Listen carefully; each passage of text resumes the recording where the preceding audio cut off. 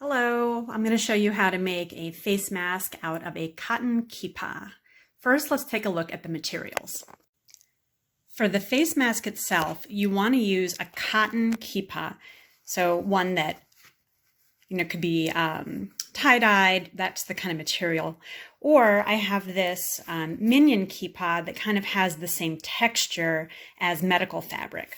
What you want to avoid, though, are satin shiny ones and velvet, because these just aren't breathable fabrics. The other materials you're going to need are just 2 pieces of elastic. I'm using 2 hair ties. These are the perfect length, but you can play around with whatever materials you want. It just has to be a little stretchy.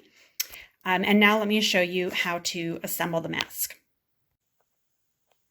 The first thing you're going to want to do is cut the lining out of the kippah, because we want the mask to only be 2 layers of fabric thick.